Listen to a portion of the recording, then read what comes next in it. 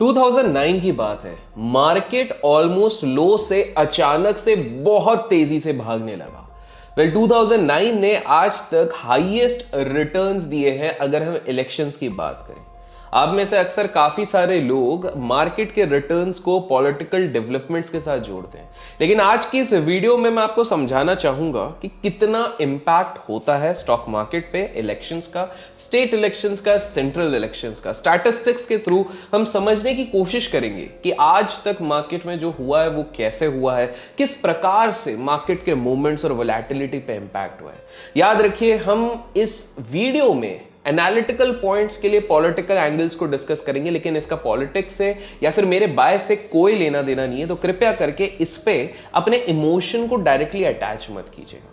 तो पहला सवाल ये उठता है कि 2009 में इतना बड़ा जो उछाल आया, क्या वो इसलिए था कि market was expecting that the existing government बहुत ज्यादा बवाल लेके आएगी? क्या मार्केट इस तरह से मान के चल रहा था कि उस समय पे जो सरकार आई वो पूरी तरह से मार्केट को लेके आएगी? तो अगर टेक्निकली देखा जाए तो 2009 की रैली केवल और केवल डोमेस्टिक क्यूज के कारण नहीं हुई है। आप सभी को पता है कि 2008 में लेहमन ब्रदर का क्राइसिस आया था, जिसको कि हम सब प्राइम क्राइसिस कहते हैं। अगर आप YouTube पे जाके सर्च करेंगे अभिषेक का 2008 क्राइसिस या फिर लेहमन ब्रदर क्राइसिस, तो आपको इस पे वीडियो पूरी तरीके से मिल जाएगा, जहां पर कि हमने एक्सप्लेन किया कि 2008 में केवल इंडिया ही नहीं, पूरा ग्लोबल मार्केट हिला हुआ था। कहीं ना कहीं वहां पर मार्केट में इतना बड़ा फॉल आया था, जिसके चक्कर में मार्केट ऑलरेडी एक सप्रेस लेवल पे था। इसको कुछ इस प्रकार से समझिए, एक बलून अगर लेते हैं, उसमें हवा भरते हैं और उसके बाद एक बाल्टी में पानी भरते हैं, और उस बलून को अगर आप नीचे देते हैं, जब तक आपका हाथ उसके ऊपर रहेगा तब तक बलून नीचे रहेगा, लेकिन जैसे ही आप अपने हाथ को हटा देंगे, बलून अचानक से बाउंस करेंगे। This is precisely what happened with the market. आप लोगों को एक चीज बता दूं कि अगर आप लोग वेट करते हैं कि यार मार्केट में अनसर्टेनिटी हो सकती है, वोलेटिलिटी हो सकती है बिफोर इन्वेस्टिंग, हमें इंतजार कर लेना चाहिए कि इलेक्शंस का रिजल्ट क्या आएगा, स्टेट इलेक्शन का रिजल्ट क्या आएगा। अगर ये स्ट्रैटेजी आपकी है निवेश करने से पहले या स्ट्रैटेजी बनाने से पहले, तो आप लोगों को मैं बता दूं कि ये बहुत ही गलत स्ट्रैटेजी। आई नो सबसे ऑब्वियस चीज ये होती है मैक्सिमम इन्वेस्टर्स के लिए, जो maximum YouTubers without being backed by data यही कहते हैं कि यार बॉस मार्केट अनसर्टेन हो सकता है, कोई पैसा मत लगाओ। But that is wrong. क्यों?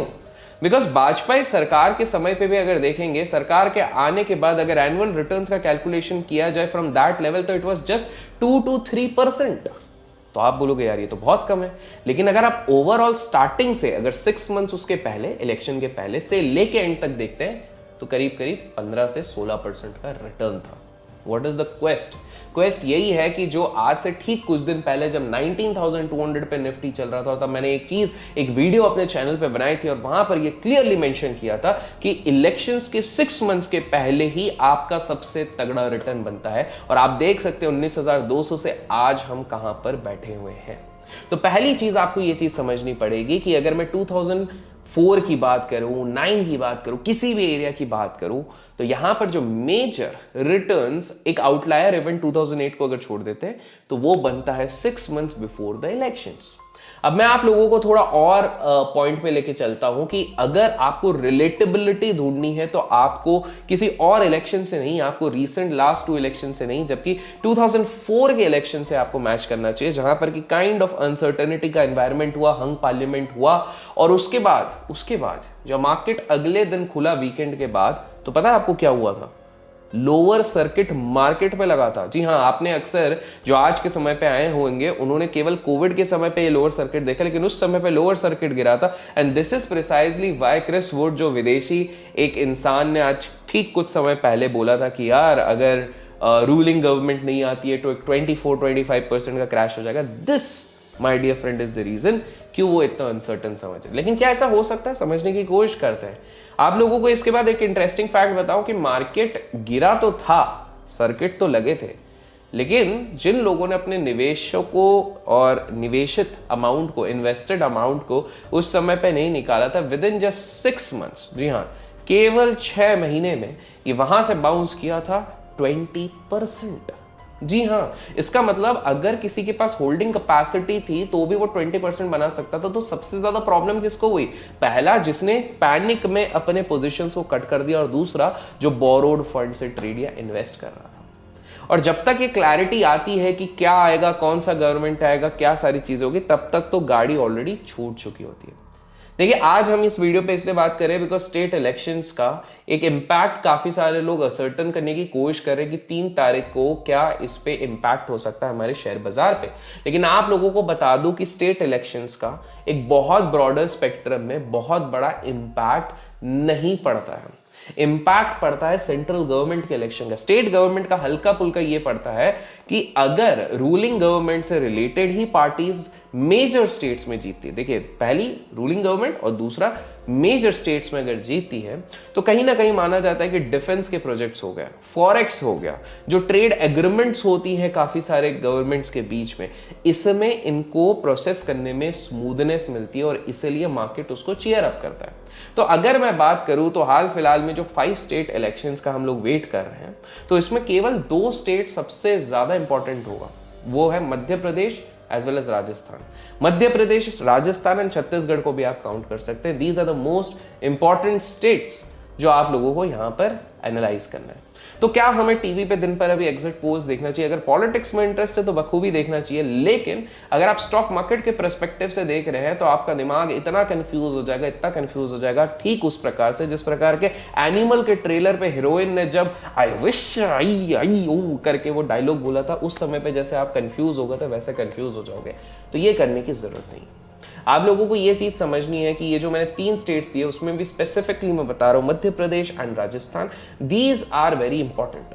लेकिन सेंटिमेंट्स को थोड़ा सा और डिकोड करने से पहले हम ये समझते हैं कि क्या सेंटिमेंट्स किस प्रकार से ड्राइव कर सकते हैं। देखिए लास्ट फ्राइडे की अगर हम बात करें तो FIIs और DIIs वापस मनी इनफ्लोज करके कर चुके हैं, बिकॉज कहीं ना कहीं एक सर्टेनिटी को लेके चल रही है कि मार्केट में स्टेबिलिटी देखते हैं कि market always looks for stability.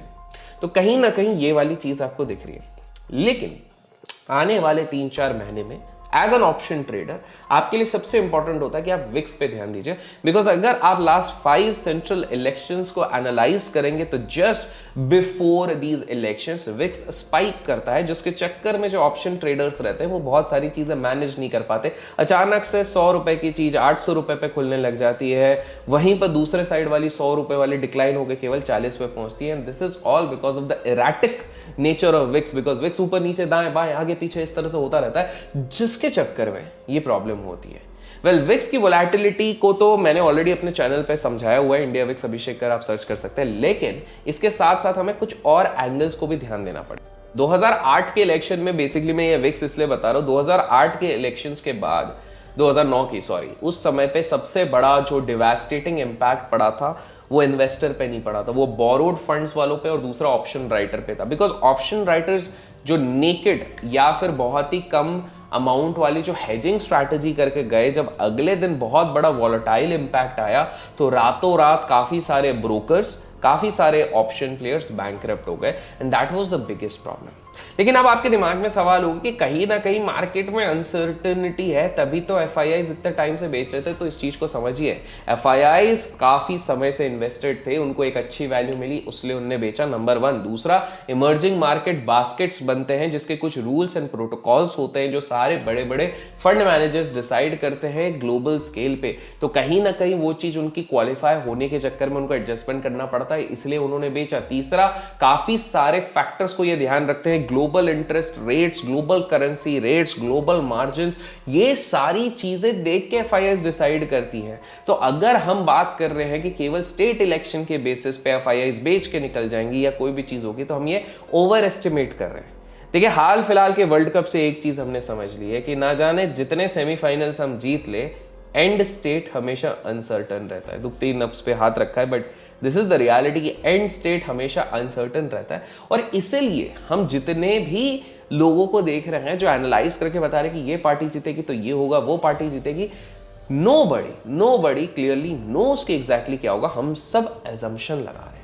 अब एजम्पशन को आप एक तरीके से समझिए कि अगर 5 स्टेट्स में से जो 2 मेजर स्टेट है वो भी अगर रूलिंग पार्टी ले जाती है तो ये मार्केट के लिए काफी पॉजिटिव होगा। दोनों में से एक ही ले पाती है और दूसरा कोई और ले जाती है तो स्लाइटली न्यूट्रल होता है। दोनों ले जाती है तो टेम्पररी नेगेटिव जरूर होगा, क्योंकि मार्केट सेंटिमेंट्स भी रिएक्ट करेगा और कहीं ना कहीं एक डर बनेगा कि यार आने वाले टाइम पे अब कौन सत्ता संभालेगा। बाय द वे, आपको क्या लगता है कौन जीतेगा कल के दिन पे इन वेरियस स्टेट्स, कमेंट्स में आपकी राय जरूर बताएगा, because I am pretty sure आप लोग इसको बहुत क्लोजली ऑब्जर्व कर पा रहे हैं। तो FIIs की अगर मैं बात करूं तो ये global tensions, geopolitical areas, price action, mood, माहौल, IPO सेगमेंट, क्रूड का क्या माहौल है, डॉलर का क्या माहौल है, ये सारी चीजें देख के इन्वेस्ट करेंगे और ये चीजें slowly it is improving. Interest rate की बात किया जाए तो शॉर्ट टर्म पे नहीं माना जा रहा है, इंटरेस्ट रेट हाइक किया जाएगा, क्रूड $80 के नीचे आ चुका है, रुपी में थोड़ा सा स्ट्रेंथ देखने मिला है, IPOs के लिस्टिंग काफी पॉजिटिव हो रही है, ऑल्दो अच्छे पाले IPO अपन को मिलते नहीं है,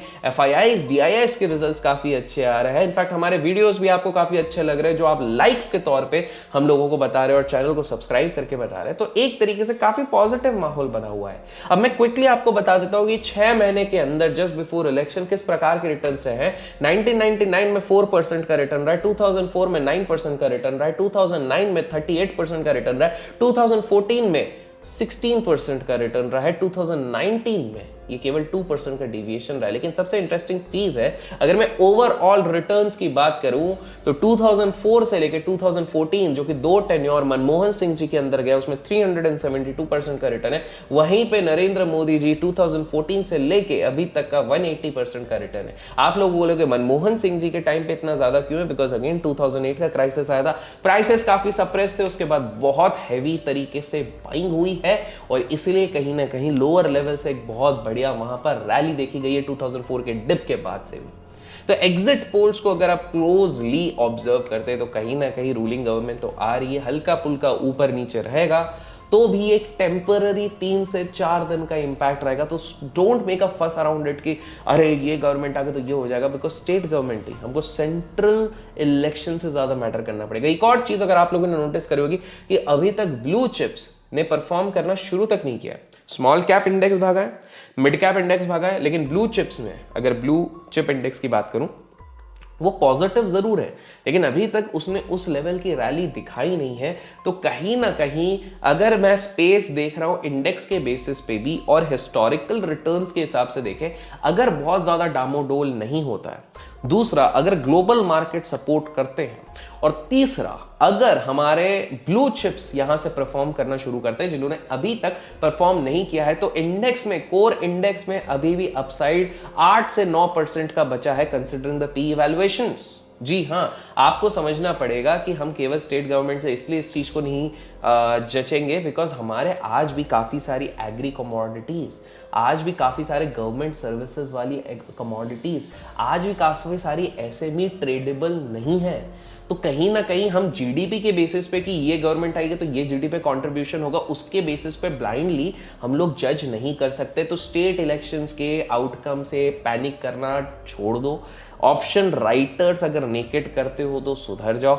इन्वेस्टर्स ये पैनिक करने का समय नहीं है। इनफैक्ट डिप्स पे आपको अपॉर्चुनिटीज मिलेगी। अगर बहुत शॉकिंग रिजल्ट्स आते हैं स्टेट इलेक्शंस के तभी आपको डिप मिलेगा, लेकिन वो भी टेम्पररी रहेगा। माइंडसेट हमको पॉजिटिव रखना है और पॉजिटिव आउटलुक के साथ अगर हम रहेंगे तो वो हमको हेल्प आउट करेगा। आशा करता हूं आज के इस क्विक वीडियो से आपको कुछ सीखने मिला। लाइक शेयर सब्सक्राइब करना ना भूले। Till then keep learning, keep growing, keep investing and keep